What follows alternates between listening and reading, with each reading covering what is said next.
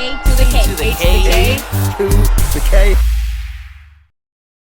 Hello, one and all. Welcome to the A to the K Wrestling Show, where joining us today is one of the greatest of all time, Hall of Famer, Kurt Angle. Kurt, thank you so much for joining us, man. How are you? I'm doing great. Thanks for having me on the show. I know, sincerely, thank you for being here, man. So I think we'll start if we could. Obviously, we recently saw you returning to WWE TV. So firstly, I just wanted to ask what it was like sort of being back, especially obviously with Vince retiring, and obviously he's a very big personality backstage. So what it was like sort of not having him around. It was different, definitely. I think everybody's more at ease. With Vince McMahon there, you always got to be attentive and ready. But it's more laid back now, which is not, I'm not saying that's good or bad. It's really neither. But Vince is great. He's a master of the business. He knew every facet of it, and he was really good for it. He was the best thing that ever happened to the WWE. Unfortunately, he's not doing it anymore. But I have a lot of faith in Triple H and Stephanie to carry the company from here. Yeah, absolutely. And really good job. I did appear on TV, and I got to do the milk truck where I sprayed the wrestlers down. Reliving that all over again after 21 years was incredible. It was one of the that was my favorite moment in professional wrestling, and I got to do it over again in my hometown and with my buddy Gable Stevenson. Yeah, absolutely. It was so fun just to see that relived again. It's quite funny, actually. So obviously you've become synonymous with milk throughout your career. So, we've got to kind of ask, what kind of milk does Kurt Angle drink? Are we talking full fat, whole milk? What is it? Well, with my new knee replacements, I have to keep my weight down. So it's now skim. It was whole milk. Then it went to 2%. Now it's at skim. But I love milk. I drink it every day, and it's my favorite drink. That's awesome. So we actually we had the privilege to meet you in Liverpool, England last year for the love of wrestling, and this was actually just before your double knee replacements. So I mean, firstly, I just wanted to say a big thank you because it must have been a tough weekend for you. Obviously, a lot of fans to see, and I imagine you were in a fair bit of pain at that point.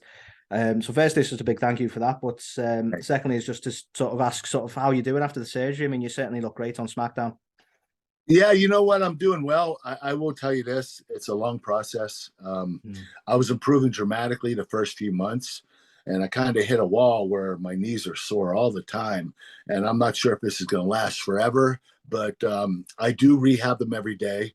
I don't know if I'm overtraining them. I might not be, but at this point in time, I'm doing really well. My legs are stronger now than they were before the surgery, so that's a bonus. And I'm just going to keep training my legs until I feel 100%. Awesome. That's great to hear. Obviously, you've had some of the greatest matches of all time. I think you said your favorite was against Shawn at WrestleMania 21. Now, my all-time dream match would have been you and Bret Hart, and I saw you put that on Twitter the other day. So I was like, that's really interesting. But I've got to ask: is there anyone as well as Bret who you never got the opportunity to wrestle that you've always wanted to? Oh yeah, Daniel Bryan was a great one. Gosh, why can't I remember his name right now? He's in AEW. He used to wrestle in Japan a lot. Oh gosh, Kenny Omega. Why am I going brain dead? Kenny Omega. Yes, I love that guy. I would love to work with him. He's incredible. But yeah, you know what? Bret Hart was always my dream match from when I started in WWE. I always thought I'd have a match with him.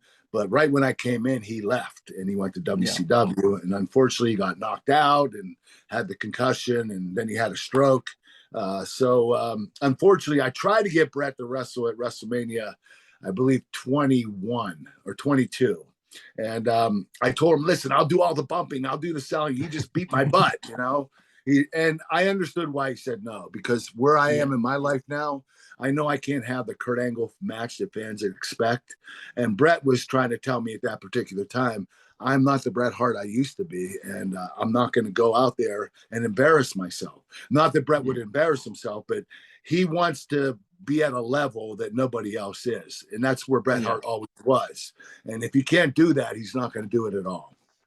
Yeah, that makes sense. Yeah, I get that, so whilst you never wrestled Bret, you did get the chance to wrestle Owen. So I just wondered what it was like sort of working with Owen and sort of what he was like backstage.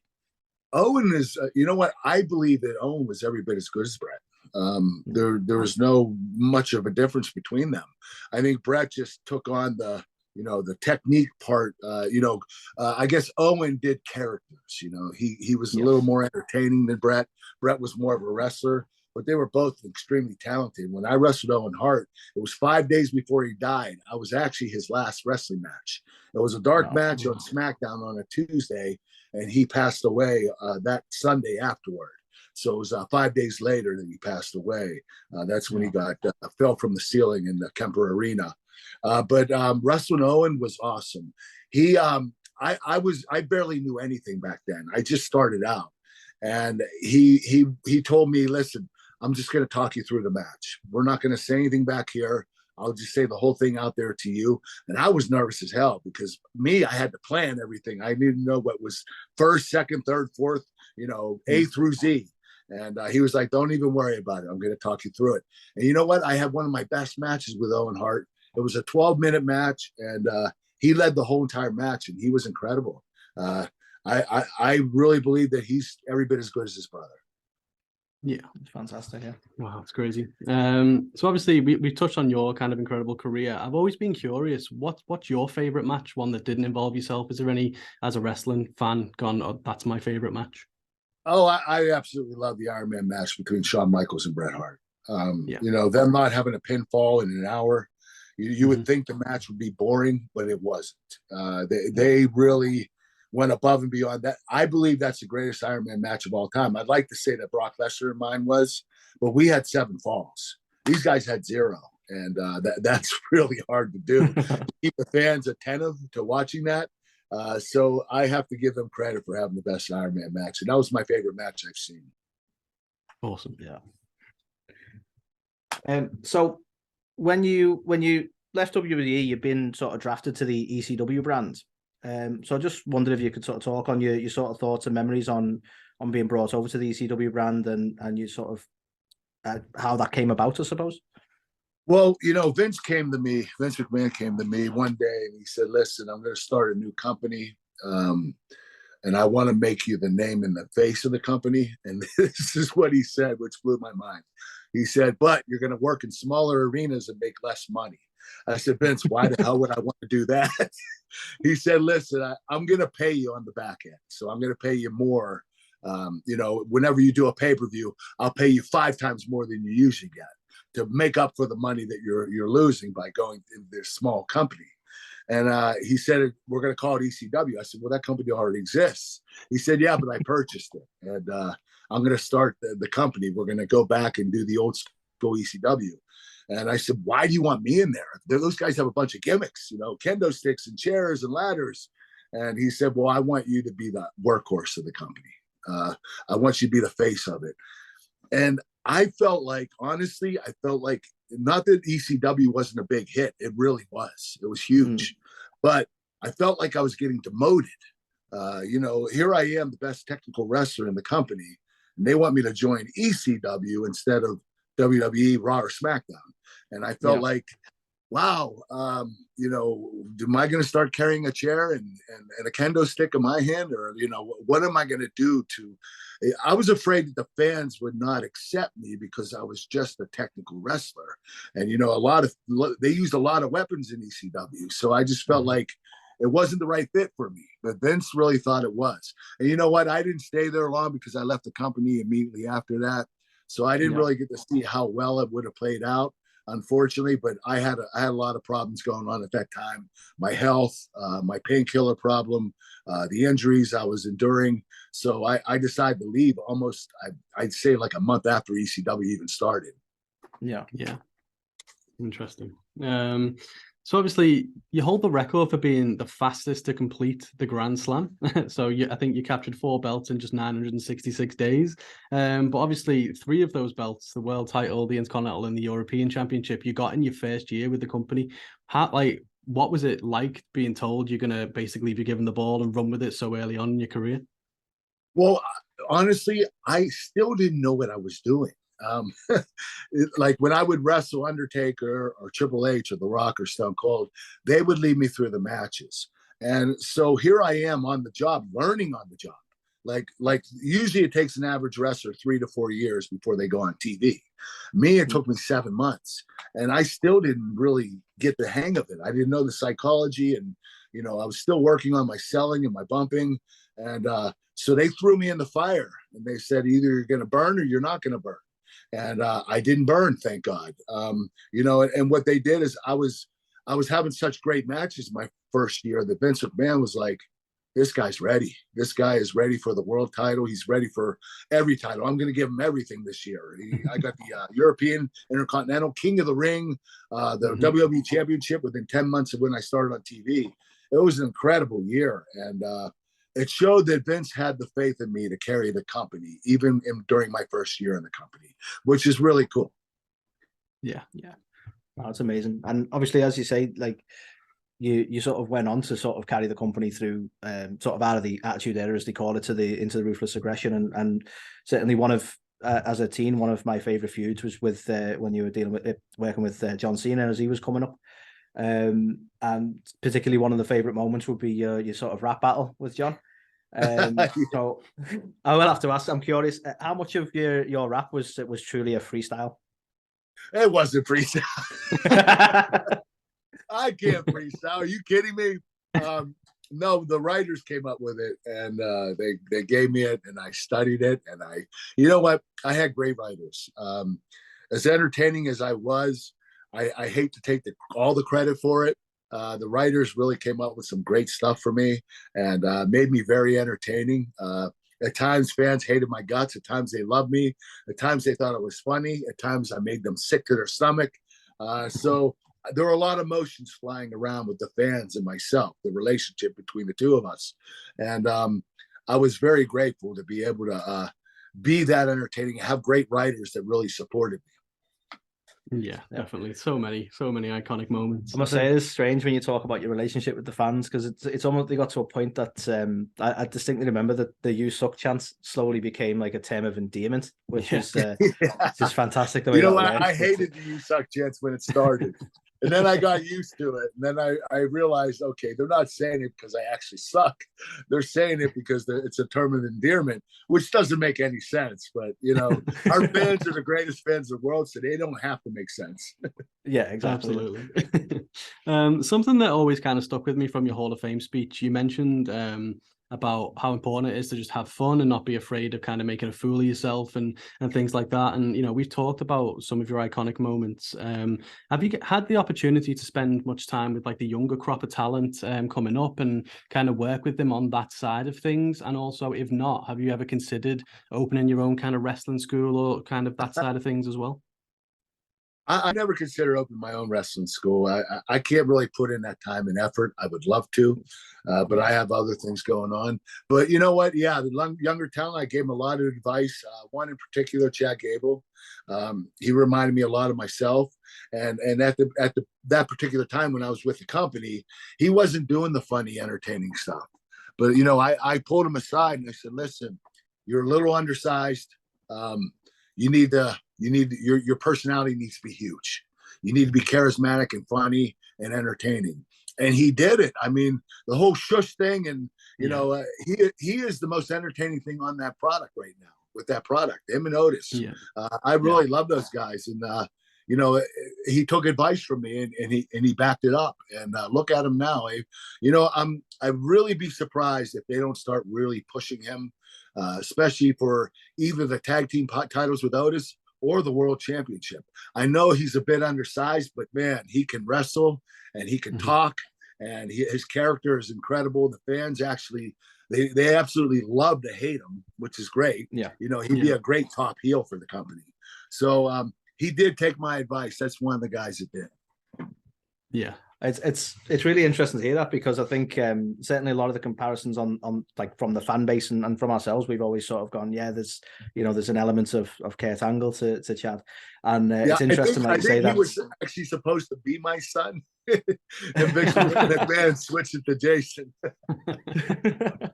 Love it. Vince has a good sense of humor. Yeah. So yeah, I mean, I definitely see the comparison, and I think, as you say, he's definitely took that advice with the whole shush thing's fantastic. Is there anyone else at the minute who sort of reminds you of yourself, I suppose, or is sort of one to watch, let's say? You know what? That's tough. One in particular is Gable Stevenson. He's training at NXT right now. I think he's gonna have a great career. The kid is an amazing athlete. I don't know how he is with the charisma and the promos and pre-tapes that he's gonna do. The ones I did with him, he was a little inexperienced, but he got through them. But his athleticism is off the charts. I mean, anybody that wins the Olympic gold medal at 21 years of age in the heavyweight division is unbelievable. That never happens ever. But he is so talented. You should see the athleticism in the ring. You're going to see it eventually. It's incredible. Yeah, looking forward to that. Has there ever been a time or any kind of creative pitch that you have actually had to say no to, or has been a little bit too over the top? Obviously, you've done some crazy things. So was there ever been anything? I never said no. And that was my problem. Maybe it was a good thing. Maybe it was a bad thing. I don't know. But the one that I really wanted to speak up and I didn't, I wish I would have, is when I was stalking Booker T's wife, Charbel. that was the worst storyline I've ever done. I had so much respect for both of them, and it was so hard to do. And, there were so many times I was like, I wanted to go to Vince and say, listen, this is not working. I can't do this.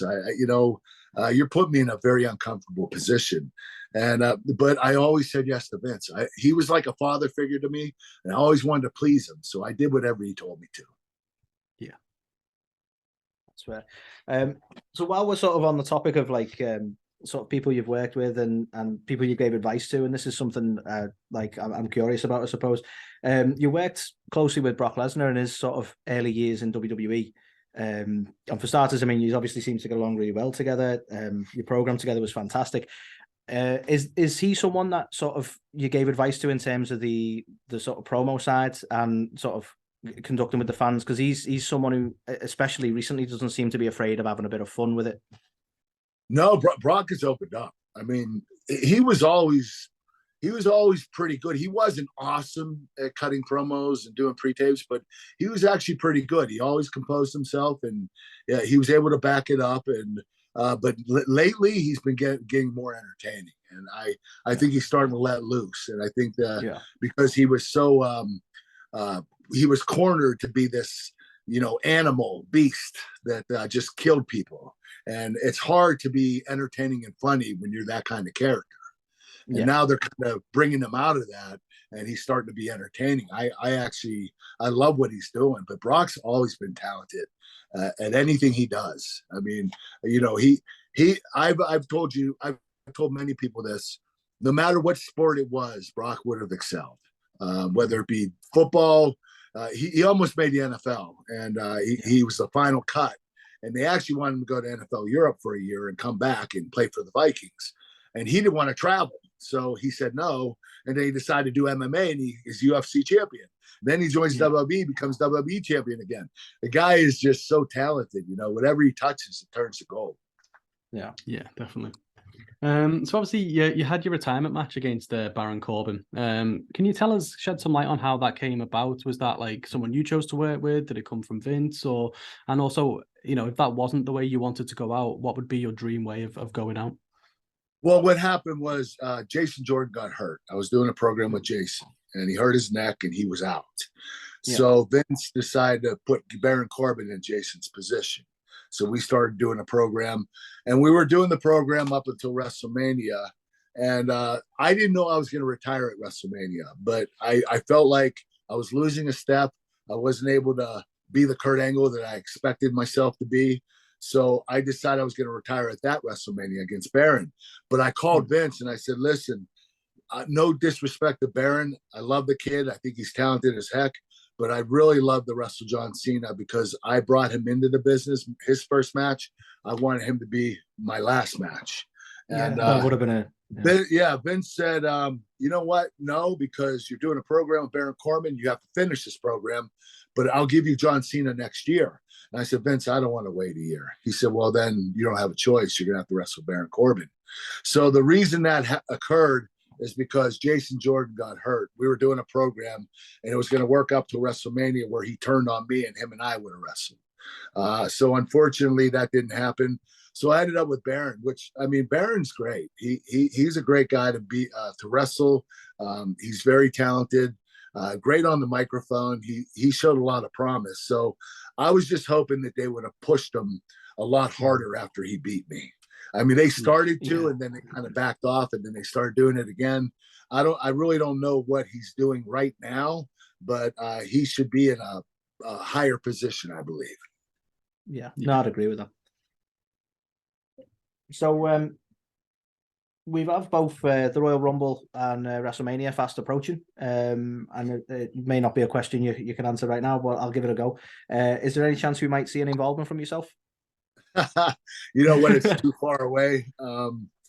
No, I don't know right now. I know they're having the Raw 30th anniversary at the end of January here. They are thinking about bringing some WWE legends back for that. I know I was in the conversation, not saying I'm going to be there, but it's possible. But nothing about WrestleMania. I did pitch an idea to them about it, and I can't really tell you right now. But you know, most likely they're not going to use it. But you know, there's always a chance they could. So right now, no, nothing at WrestleMania.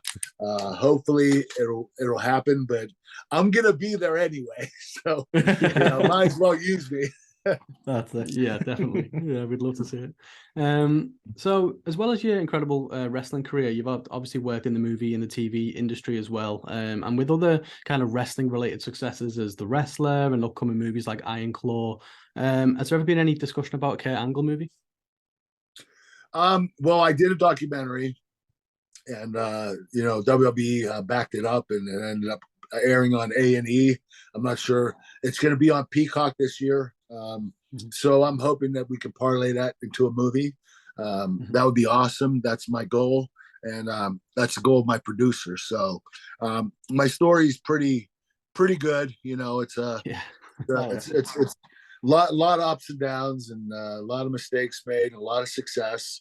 You know, I had a lot of tragedies occur in my life, and that I had to overcome. So I do believe that it could be a great movie, but we will see. Yeah, fingers crossed. Yeah, definitely.